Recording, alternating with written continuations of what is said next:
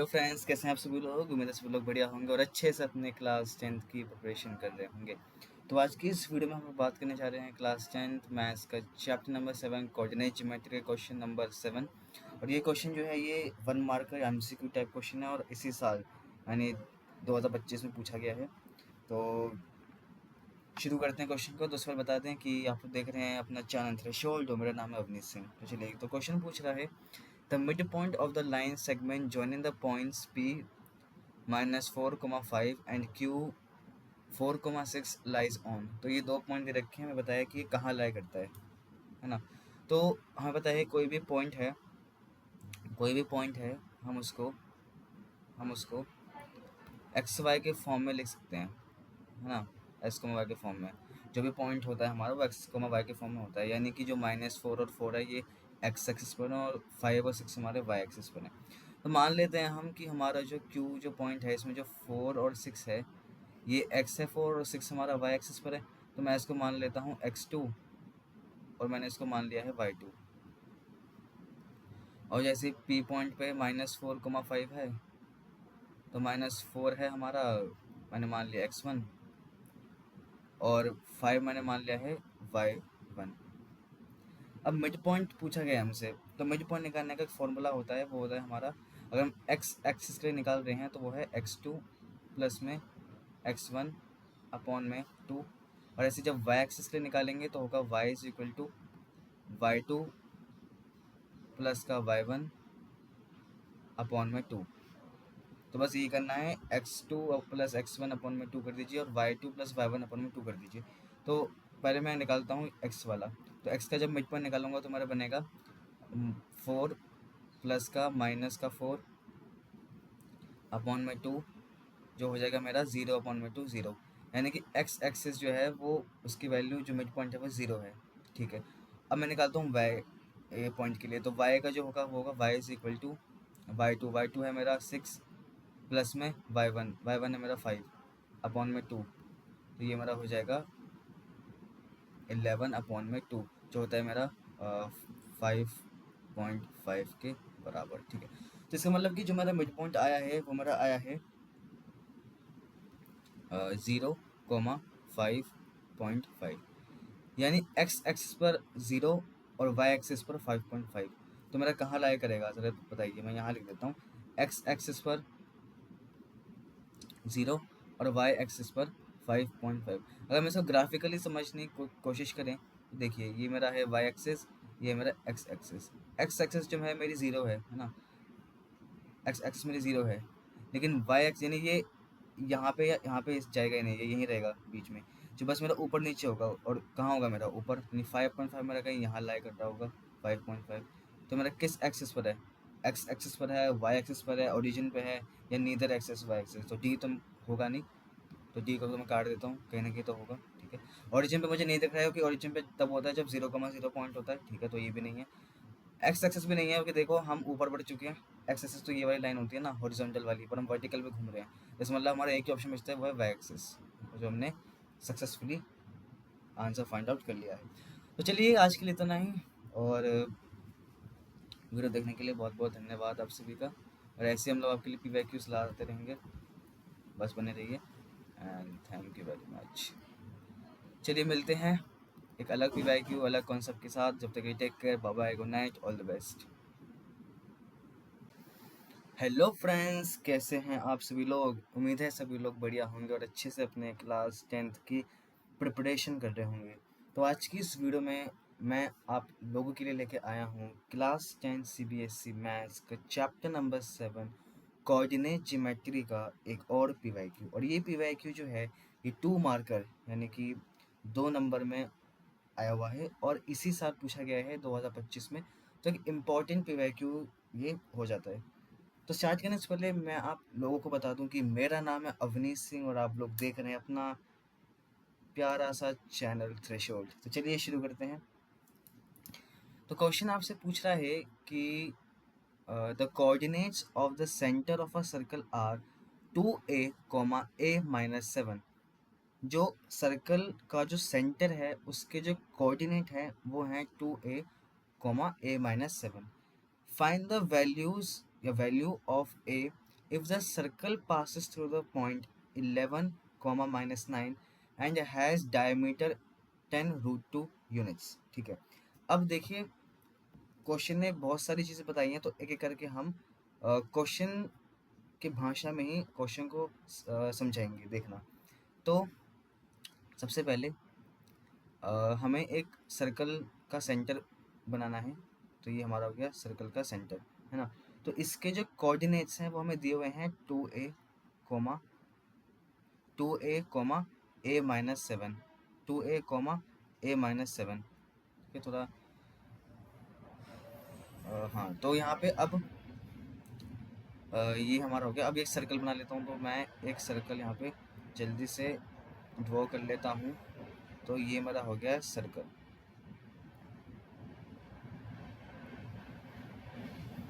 ये हो गया मेरा सर्कल। ठीक है, तो परफेक्ट तो नहीं है बट हाँ, लग तो ऐसे ही रहे। हाँ, अब ये जो इसमें जो है एक सर्कल एक पॉइंट से पास कर रहा है, यानी पास कर रहा है, यानी पास आउट कर रहा है। कौन से पॉइंट से पास आउट कर रहा है? वो कर रहा है 11 कोमा माइनस 9। तो मैं मान लेता हूँ कि ये पॉइंट है।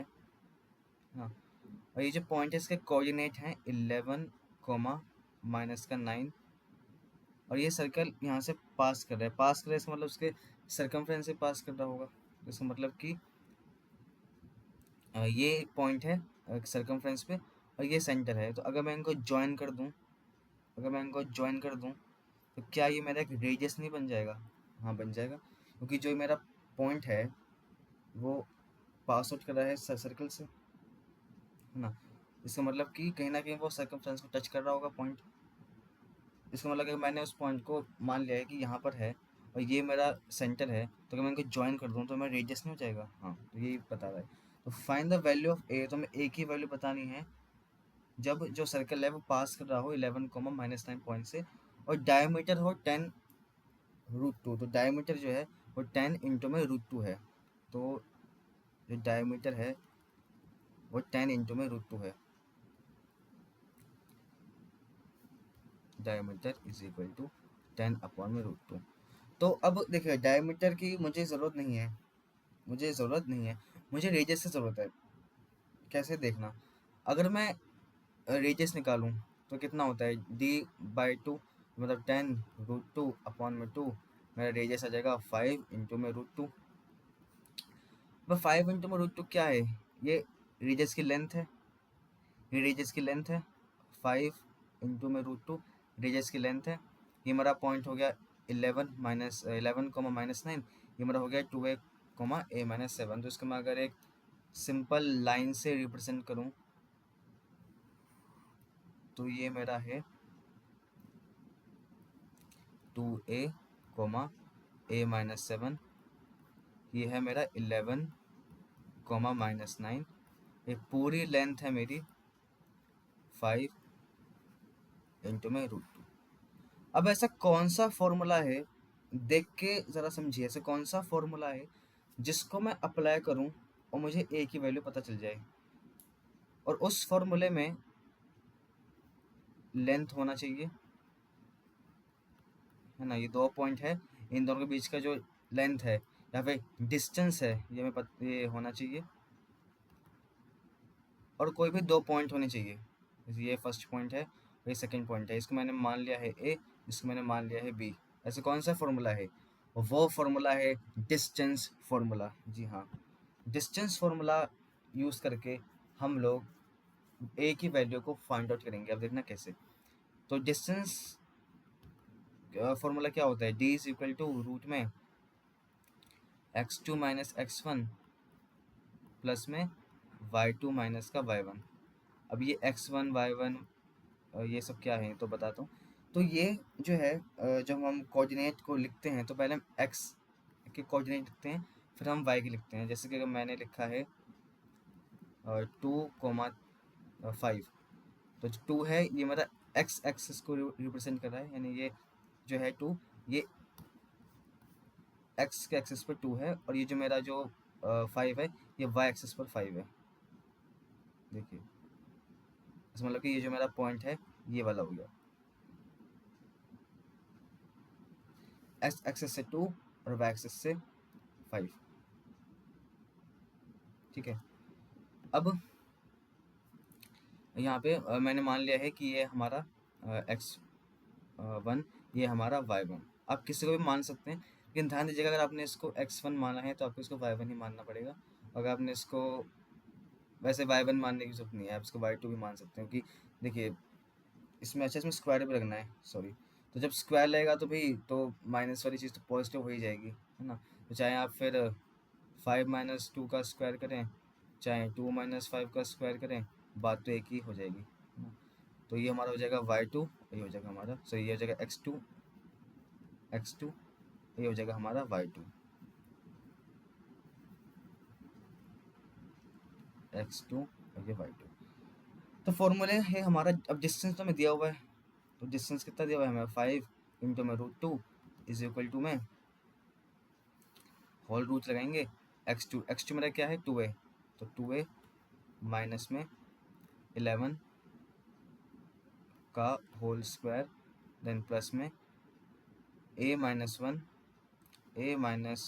1, अच्छा 7 है, a - 7 माइनस 9, देखो माइनस का -9 है तो ये ध्यान रखना, माइनस का -9 का स्क्वायर।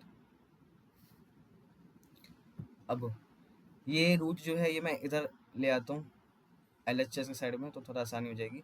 तो 5 का स्क्वायर 25 एंड √2 का स्क्वायर हमारा 2 ही होता है, किधर जाके स्क्वायर बनेगा तो कुछ 25 × 2 बन जाएगा, और ये 2a - 11 का स्क्वायर प्लस में a - 7 + 9 का square, that means 50 is equal to में 2a - 11 का स्क्वायर प्लस में a + 2 का होल स्क्वायर। अब यहाँ पर 50 इज इक्वल टू, अब आइडेंटिटी लगा दीजिए, आइडेंटिटी लेंगे तो 2a का होल स्क्वायर प्लस 11 का स्क्वायर माइनस में 2a into 11, a square plus b square minus 2ab plus में यहाँ पर भी a स्क्वायर यानी a का स्क्वायर प्लस b स्क्वायर यानी 2 का स्क्वायर प्लस में 2ab यानी कि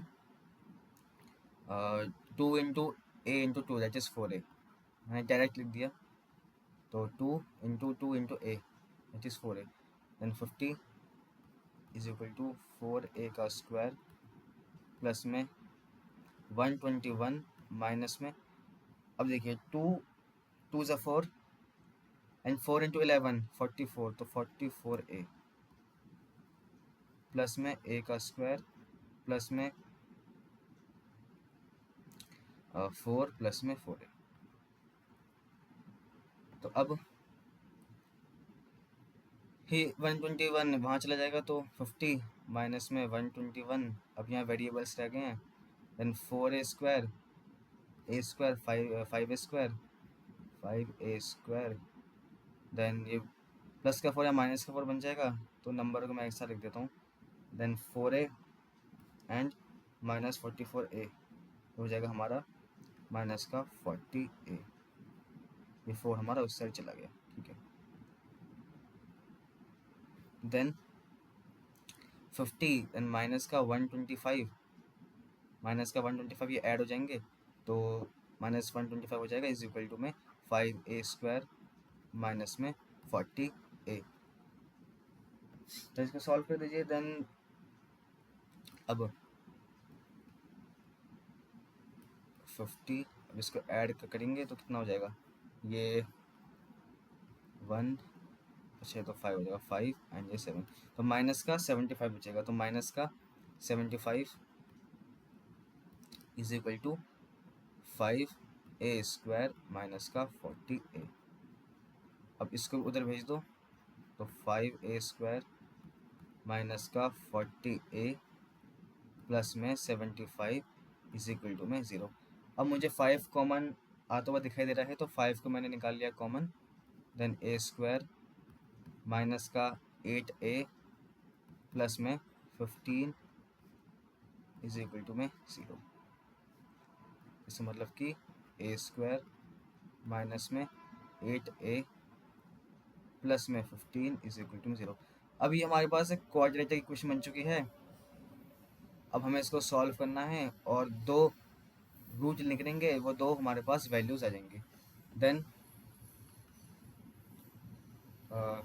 ए स्क्वायर माइनस में कितना हो जाएगा, 15 को तोड़ेंगे तो 15, 3 5 ज़ा, देन 5 ज़ा, तो सिंपल दिख रहा है, इसको प्लस करना पड़ेगा हमें माइनस के फॉर्म में। तो माइनस का 5 है और माइनस का 3 है, तो कितना बन जाएगा, माइनस माइनस प्लस, तो माइनस का 8 है, और जब मल्टीप्लाई करेंगे तो -5 और -3 कितना बन जाएगा,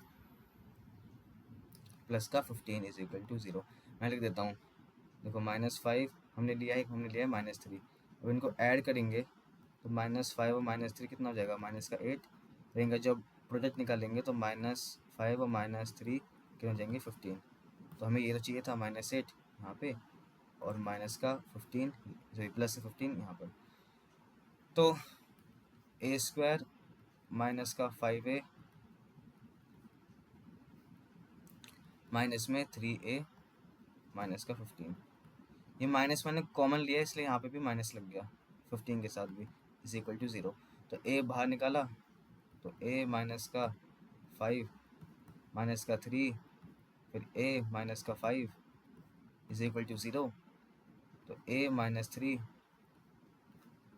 and a minus 5 is equal to 0, then a is equal to में 3 and a is equal to में 5। तो हमें a की दो वैल्यूज आती हुई दिखाई दे रही हैं, जो है a की वैल्यू एक तो आई है 5 और एक आई है 3। तो ये दोनों को दोनों जो वैल्यूज़ हैं ये इसको सेटिस्फाई करेंगी, ऐसा नहीं है कि एक नहीं करेंगे एक करेंगे। तो माइनस में भी आती हैं, सपोज एक अगर वैल्यू माइनस में भी आती तो भी सही होती, क्योंकि कोऑर्डिनेट तो माइनस में भी हो सकता है ना, ऐसा नहीं प्लस में ही होगा। वो एज के लिए होता था कि माइनस है तो मतलब काट दिया, डिस्टेंस के लिए होता था माइनस है तो रिजेक्ट हो गया, हो ही नहीं सकता है ना, तो इसके लिए हम काट देते हैं। पर कोऑर्डिनेट अगर माइनस में भी होता तो भी हम उसको गलत नहीं ठहराते। तो हमारे पास दो वैल्यूज आई हैं, 3 और एक 5, ये दोनों की दोनों वैल्यूज जो हैं ये इसको सेटिस्फाई कर जाएंगी। तो जो ए की जो वैल्यू है वो है हमारी 5 एंड 3। तो यहाँ पे हम लिखेंगे ए की वैल्यू जो है वो 5 और 3 है, तो ए की value is equal to 5 and 3। अब देखिए ये सब्जेक्टिव है, तो एक आखिरी लाइन लिख दीजिएगा कि hence the value of A is 5 and 3, तो मैं लिख देता हूँ इसको भी।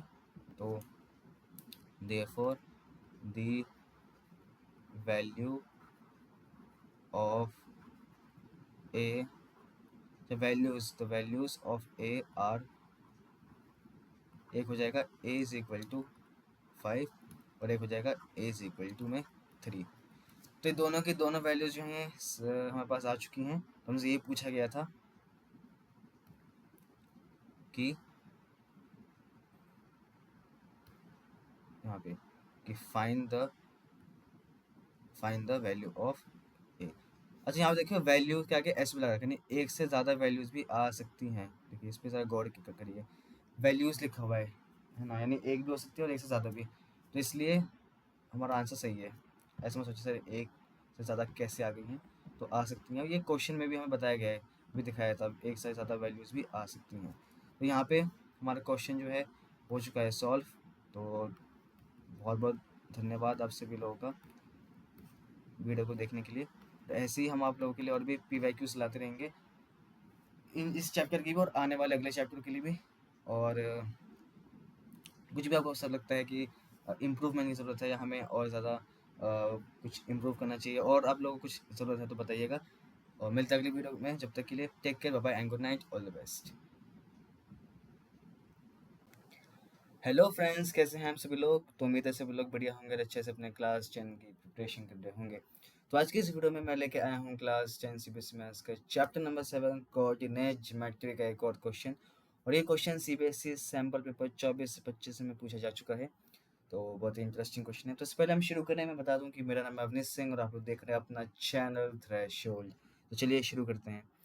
तो क्वेश्चन कह रहा है कि a point on the x-axis divides the line segment joining the points a 2, -3 and b 5, 6 in the ratio 1:2 the point is। अच्छा, तो ये हमारे जो दो पॉइंट हैं 2, -3 और 5, 6, ये एक पॉइंट के द्वारा डिवाइड किया जा रहा है। ठीक है। ये पॉइंट एक्स एक्सिस में है, ये पॉइंट जो है ये एक्स एक्सिस में, ये मैं बता चुके हैं। देखिए तो हाँ देखिए, ये क्वेश्चन आपसे खुद ही कह रहा है कि a point on the x axis. अब कोई भी पॉइंट एक्स एक्सिस पे होता है तो उसका वाई कोऑर्डिनेट तो जीरो होता है ना।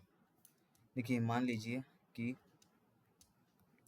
ये मेरी कोई भी मैं ग्राफ बना देता हूँ, तो ये मेरा एक्स एक्सिस होता है, ये मेरा वाई एक्सिस होता है। अब कोई भी मैं पॉइंट एक्स एक्सिस पे लूँ भाई, वाई जो कोऑर्डिनेट होता है वो तो जीरो ही होगा ना, दैट इज़ ज़ीरो।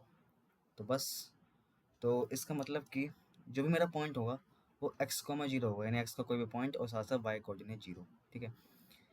तो इसका मतलब कि मुझे पहले से ही ये पता चल गया कि मेरा जो ऑप्शन नंबर डी है वो ये हो ही नहीं सकता, और ऑप्शन नंबर बी भी मेरा हो ही नहीं सकता। क्यों? क्योंकि देखिए वाई कोऑर्डिनेट तो जीरो होना चाहिए। जो पॉइंट डिवाइड कर रहा है कि एक पॉइंट है एक्स एक्सिस पर, वो डिवाइड कर रहा है एक लाइन, है ना। उस लाइन के दो पॉइंट है ए बी, जो है 2, -3 और है 5, 6, है ना। मैं डायग्राम बना के ज़रा बता देता हूँ ताकि और अच्छे तरीके से क्लियरिटी हो जाए। तो ये मेरा पॉइंट है ए, और ये मेरा जो पॉइंट है इसके जो कोऑर्डिनेट है वो है 2, -3, है ना। और ये मेरा पॉइंट है कोई सा भी बी,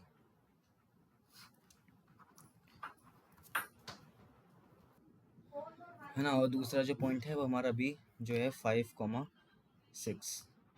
तो एक पॉइंट है, लेट्स से ये पॉइंट हमारा P, let's say point P है, और लेट्स से कोऑर्डिनेट्स हैं एक्स और वाई, है ना।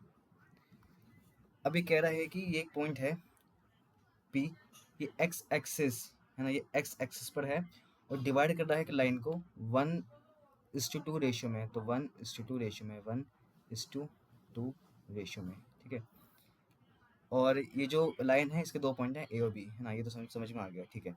अब यहाँ पर ये हमें बता रहा है कि एक्स एक्सिस पर है। ध्यान देने वाली बात ये है, और अगर ये पॉइंट एक्स एक्सिस पर है इसका मतलब कि वाई कोऑर्डिनेट जीरो होगा, वाई कोऑर्डिनेट जीरो होगा। इसका मतलब कि ये हर हाल में जीरो होना ही चाहिए, और जब ये जीरो होना चाहिए तो भैया ये हमारा आंसर हो गया गलत, ये भी हमारा आंसर हो गया गलत।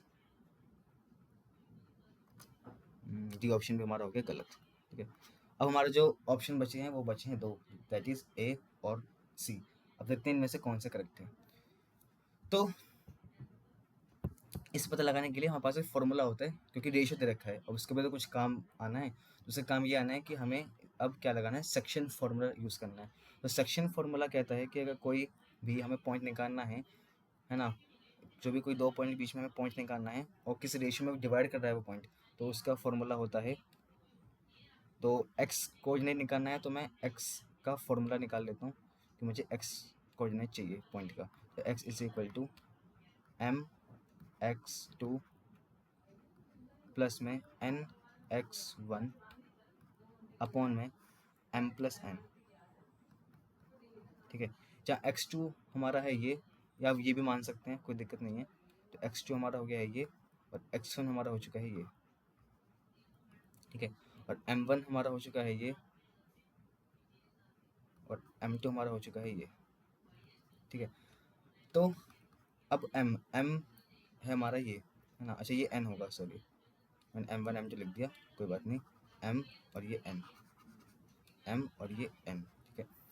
तो यहाँ पे m हमारा है 1 इंटू में x2 है हमारा 5 प्लस में n है हमारा 2, और x1 है हमारा 2, तो इंटू में 2, और लास्ट में हम लिखेंगे m+n, यानी कि 1+2 दैट इज 3।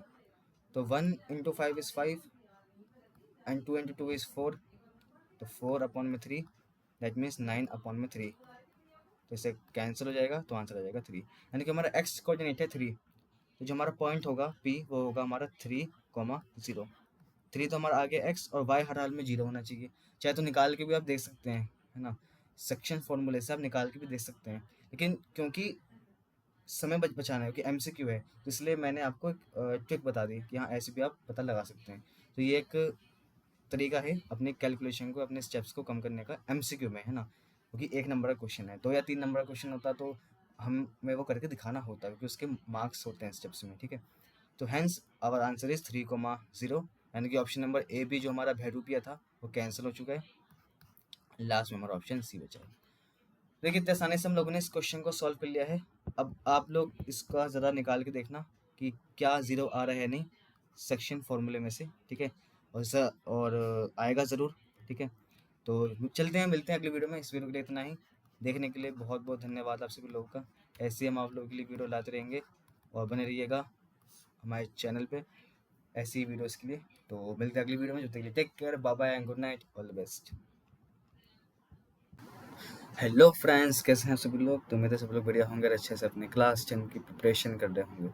तो आज की इस वीडियो में मैं लेके आया हूँ क्लास 10 मैथ्स का चैप्टर नंबर 7 कोऑर्डिनेट ज्योमेट्री का एक और पीवाईक्यू। और ये 1 मार्कर पीवाईक्यू है, सीबीएसई 2025 में पूछा जा चुका है। तो चलिए, तो शुरू करने से पहले बता दूं कि मेरा नाम अवनीश सिंह और आप लोग देख रहे हैं अपना ही चैनल थ्रेशोल्ड। तो चलिए, तो क्वेश्चन कह रहा है कि the coordinates of the end points of a diameter of a circle are 5, -2 and 5, 2. The length of the radius of the circle is.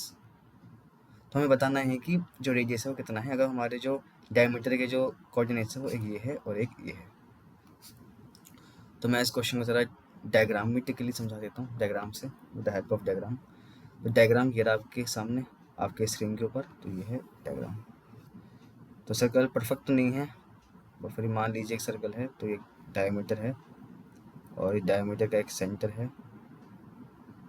तो ये हमारा 5, -2 एक कोऑर्डिनेट और दूसरा कोऑर्डिनेट है हमारा 5, 2। तो ये दोनों कोऑर्डिनेट्स दिए हुए हैं। तो लेट्स से ये हमारा ए है, ये हमारा बी है ना। ये पॉइंट हमारा क्या है, ए है, और ये पॉइंट क्या है, हमारा बी है। तो हमें पता लगाना है कि रेडियस कितना है, यानी हमें ये डिस्टेंस निकालना है। तो ये निकाल लीजिए या तो ये निकाल लीजिए। मान लीजिए सेंटर हमने ओ से रिप्रेजेंट किया है, तो हमें क्या निकालना है, ए ओ या फिर ओ बी, इन दोनों में से कोई एक चीज़ हमें निकालनी है।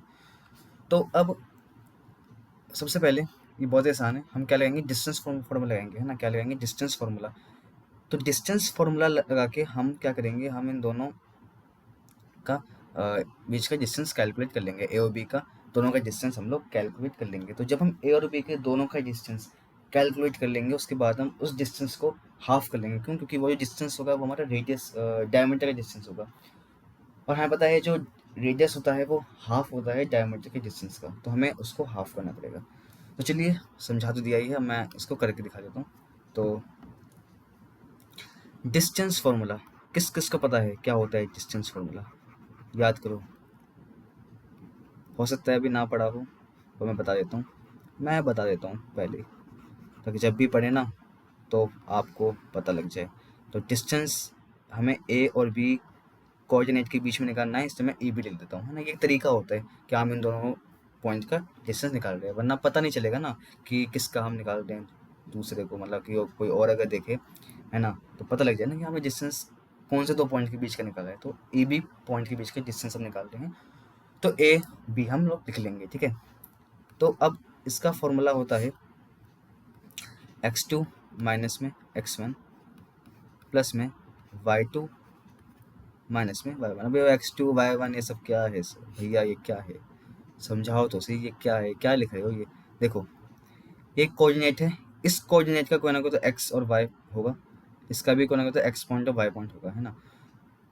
बाय डिफ़ॉल्ट ऐसा माना जाता है कि ये हमारा होता है x2, है ना। ये x होता है पहला और दूसरा y होता है, ऐसे लिखते हैं। कोई भी हम कोऑर्डिनेट लिखते हैं तो पहले हम x लिखते हैं, फिर y लिखते हैं, x, y।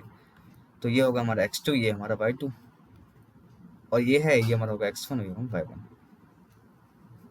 लेकिन आप इसको उल्टा भी कर सकते हो, क्योंकि अच्छा हाँ, एक चीज़ होगी, यहाँ पे स्क्वायर भी आते हैं, यहाँ पे स्क्वायर भी आता है। तो चाहे आप a माइनस बी करें, चाहे b माइनस ए करें, स्क्वायर से वो टर्म पॉजिटिव ही बन जाएगी।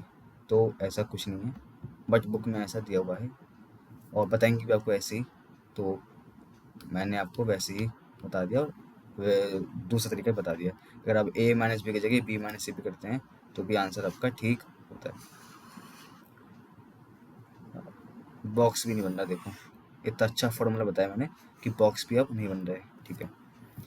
तो अब इस फॉर्मूला का हम यूज़ करेंगे, उस फॉर्मूले का यूज़ करके हम अब निकाल लेंगे हमारा डिस्टेंस। तो हमें ए कोऑर्डिनेट दिया हुआ था 5, -2 और बी कोऑर्डिनेट हमें दिया हुआ था 5, 2, ठीक है। बहुत बढ़िया, ठीक है। अब डिस्टेंस निकालते हैं। डिस्टेंस के लिए A B is equal to में x2 माइनस में x1 यानी कि 5 माइनस का 5 का स्क्वायर प्लस में 2 माइनस में -2 का स्क्वायर। ध्यान दीजिएगा, ये जो माइनस है कोऑर्डिनेट का वो अलग माइनस होता है, और जो हम अलग से माइनस लगाते हैं वो अलग माइनस होता है। इसमें 2 बार माइनस आएंगे, तो 2 बार माइनस आएंगे तो क्या हो जाएगा, ये प्लस बन जाएगा, है ना। तो ये हो जाएगा, ये तो जीरो बन गया। 5 माइनस 5 जीरो, जीरो का स्क्वायर क्या होता है, जीरो ही होता है। तो इसे हटा दूँ, ना किसी काम करनी, हटा दो हटा दो हटा हटा दो, ठीक है। नाउ 2 प्लस में 2 का होल स्क्वायर, ठीक है, जो कि हमारा होता है 2 प्लस 2 कितना होता है 4, 4 का स्क्वायर कितना होता है 16, तो रूट में 16 मैं लिख देता हूँ यार, चिंता मत करो, 4 का स्क्वायर, ठीक है। आप ऐसे भी कर सकते हैं कि ये जो स्क्वायर है, ये स्क्वायर से ये रूट कैंसिल, तो हमारा 4 आ गया फाइनल आंसर। ये ऐसे भी कर सकते थे, पहले 4 का रूट निकाल लो, मतलब स्क्वायर निकाल लो, फिर बाद में उसका रूट निकाल लेना, तो दोनों तरीके से आंसर 4 ही आता है। वो क्यों करना जब रूट से स्क्वायर कैंसिल हो ही रहे हैं, तो ठीक है।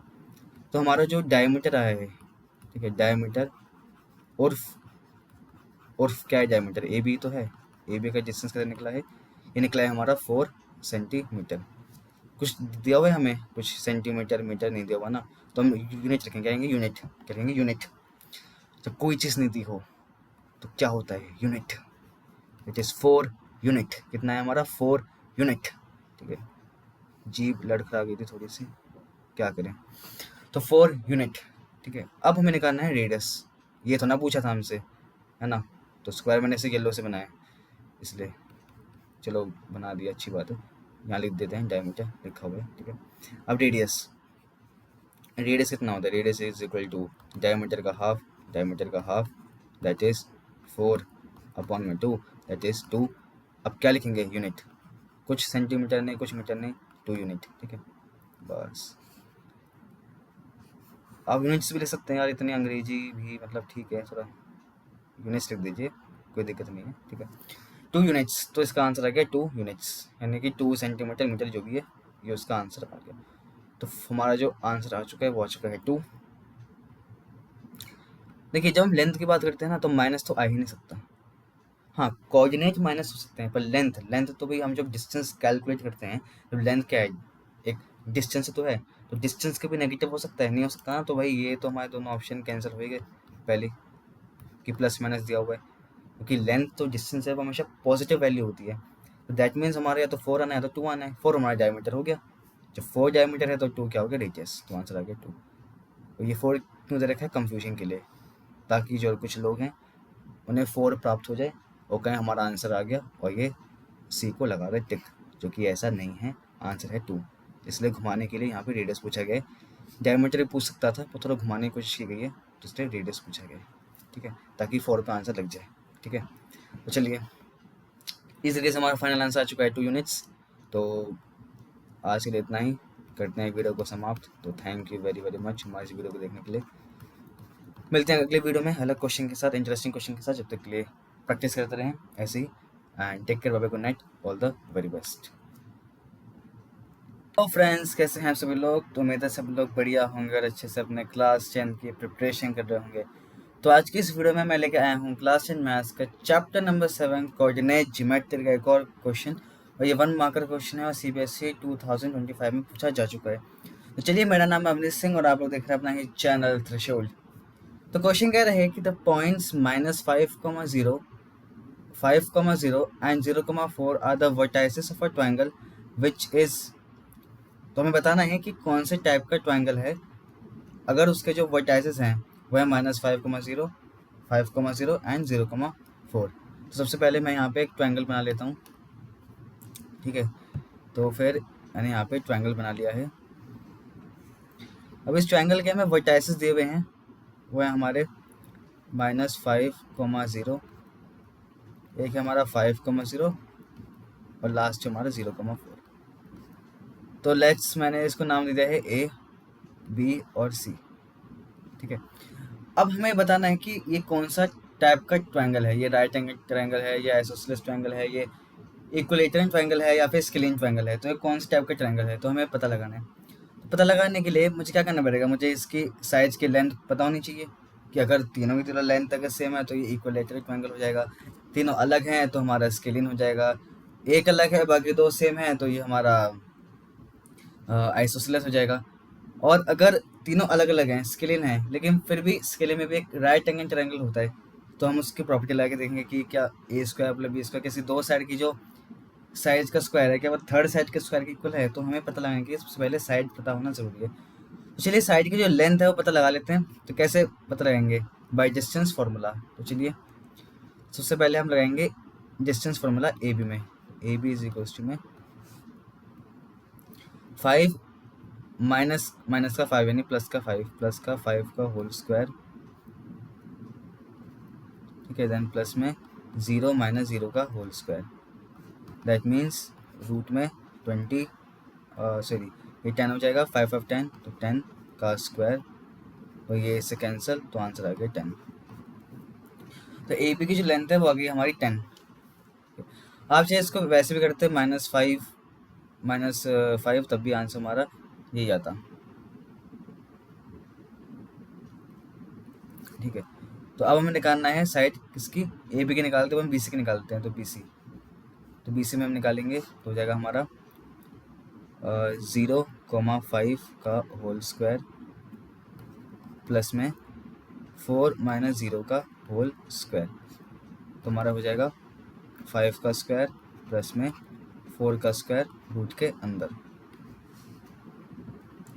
तो रूट में हो जाएगा हमारा 25 प्लस में 16, दैट मीन्स 25 16 कितना होता है, ये 11 और ये 4 तो 41, तो 41 तो रूट में 41।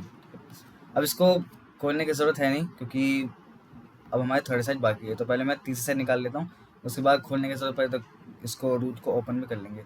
अब मैं निकालूंगा ए सी। तो ए सी की लेंथ कितनी है, ए भी निकाल लिया, बी सी निकाल लिया, अब मैं निकालूंगा ए सी या सी ए। तो कितना हो जाएगा ये हो जाएगा मेरा 0 माइनस माइनस 5, तो हो जाएगा 0 प्लस 5, तो 0 प्लस 5 का होल स्क्वायर प्लस में 4 माइनस 0 का होल स्क्वायर, हो जाएगा मेरा 4 माइनस 0 का होल स्क्वायर। ये मेरा क्या हो गया, रूट में 5 का स्क्वायर प्लस में 4 का स्क्वायर, दैट मीन्स 25 प्लस में 16 रूट में, तो रूट में 41। देखिए ये भी रूट में 41 है और ये भी रूट में 41 है, इसका मतलब कि B C is equal to C A, यानी मेरी दो साइड जो है वो इक्वल आ चुकी हैं। इसका मतलब कि ये जो ट्रायंगल है मेरा, ये मेरा आइसोसेलेस ट्रायंगल है।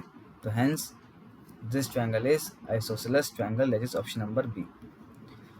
तो चलिए इस तरीके से हमारा क्वेश्चन जो है वो सॉल्व हो चुका है। तो इस तरीके से प्रैक्टिस करते रहें और देखने के लिए बहुत बहुत शुक्रिया। इस तरह बने रहिए हमारे चैनल पे, हम आप लोगों के लिए ऐसी वीडियोस लाते रहेंगे। तो चलिए मिलते हैं अगले वीडियो में अगले क्वेश्चन के साथ। जब तक के लिए take care, bye bye, good night, all the very best. Hello friends, कैसे हैं आप सभी लोग? तो उम्मीद है सब लोग बढ़िया होंगे और अच्छे से अपने क्लास 10 की प्रिपरेशन कर रहे होंगे। तो आज की इस वीडियो में हम लोग बात करने जा रहे हैं class 10 maths chapter number 7 coordinate geometry का एक और क्वेश्चन। और ये क्वेश्चन 1 मार्क का क्वेश्चन है और 2025 में पूछा जा चुका है।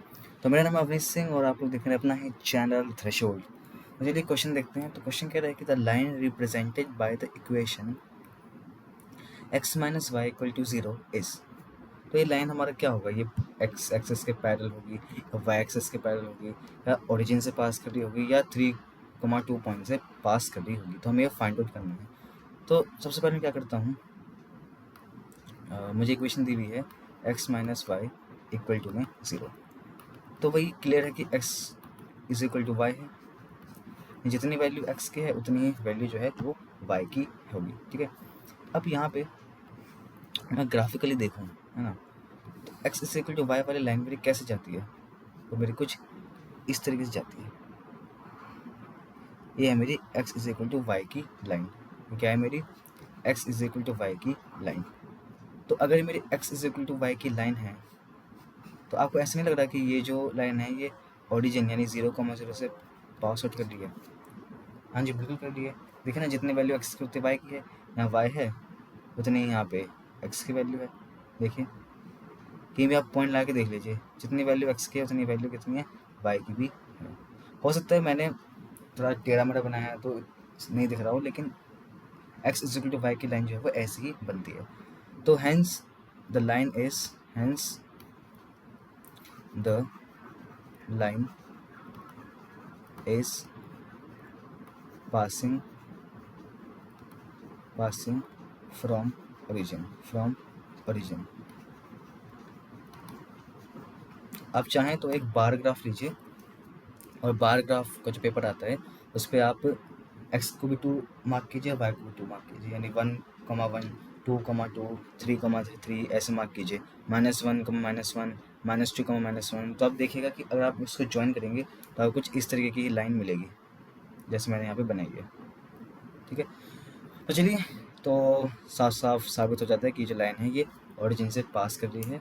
ये वाई एक्सिस के पैरेलल तो कतई नहीं है, ना एक्सिस के पैरेलल है, और ये 3,2 से पास आउट नहीं कर रही है, तो hence passing through the origin, तो ओरिजिन से पास आउट कर रही है। तो चलिए, इस तरीके से हमारे क्वेश्चन होता है समाप्त। बहुत ही आसान क्वेश्चन था, तो thank you very much video को देखने के लिए। और इस तरीके से हम और भी आप लोगों के लिए PYQs लाते रहेंगे, और बने रहिएगा हमारे चैनल पे। जब तक के लिए मिलते हैं अगली वीडियो में अलग क्वेश्चन के साथ।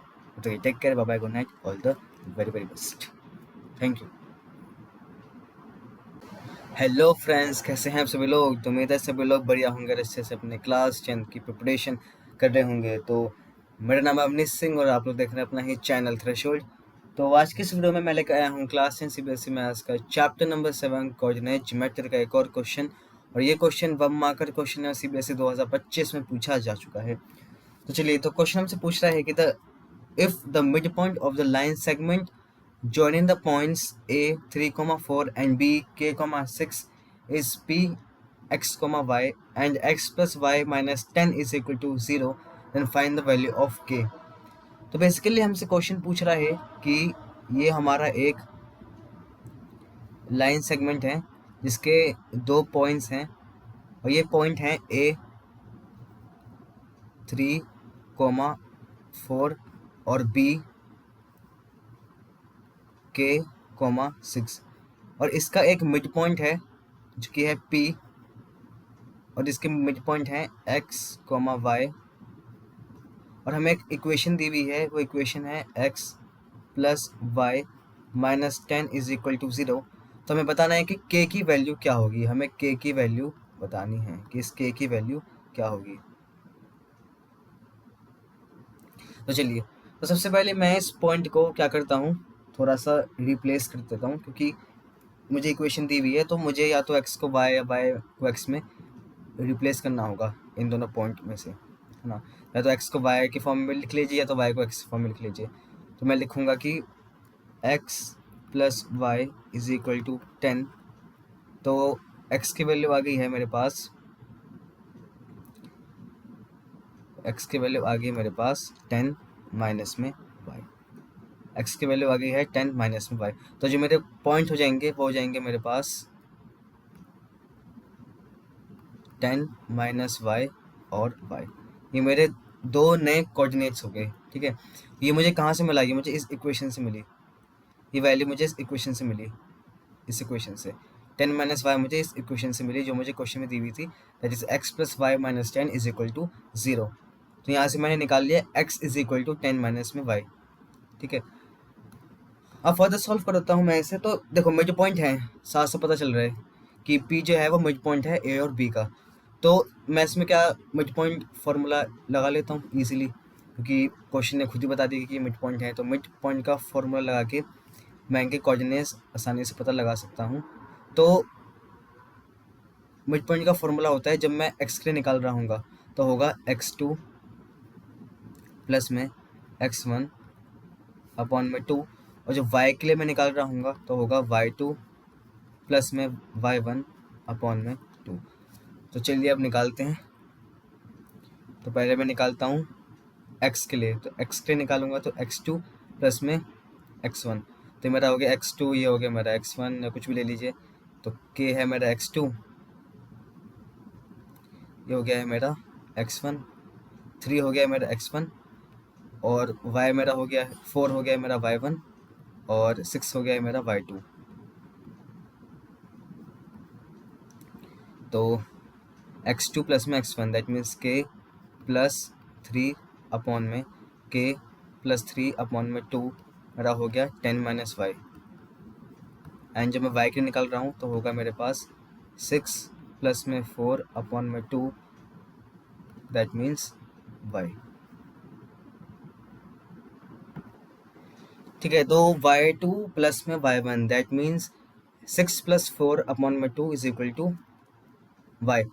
अब y क्यों, क्योंकि मेरा जो मिड पॉइंट में जो मुझे y है वो y दिया हुआ है ना, तो मैंने तो ये y अलग है, ये y अलग है, ये y मतलब मिड पॉइंट वाला y है जो कि मुझे y ही गिवन है इसमें। ठीक है, तो 6 प्लस 4 इज 10, तो 10 upon 2 is equal to y।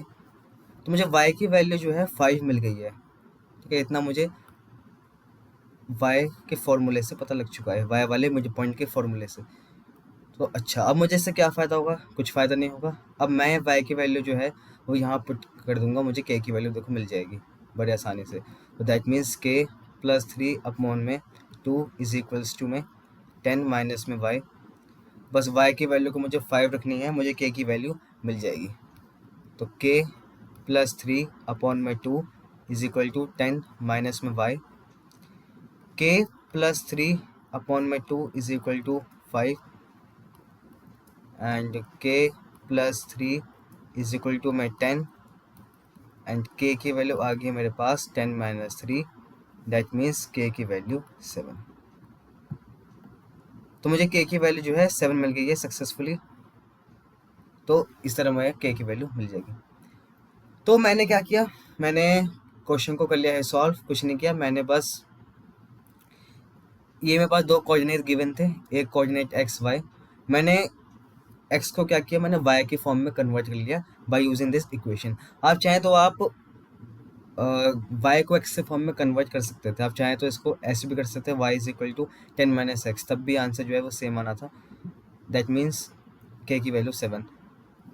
और हमने क्या किया, इससे हमने फिर मिड पॉइंट के फॉर्मूले लगाए, और मिड पॉइंट का फॉर्मूला लगा के मैंने वाई की वैल्यू जो है 5 मैंने प्राप्त कर ली। और जब मुझे y की वैल्यू 5 मिल गई तो मैंने यहाँ पे y की वैल्यू 5 रख दी, x वाले जो मेरा वो था x वाला मिड पॉइंट का फॉर्मूला, तो y से मुझे 5 मिला, y वाले मिड पॉइंट से मुझे 5 मिला, तो x वाले मिड पॉइंट पे जब मैंने y की वैल्यू रखी 5, तो मुझे k की वैल्यू 7 मिल चुकी है।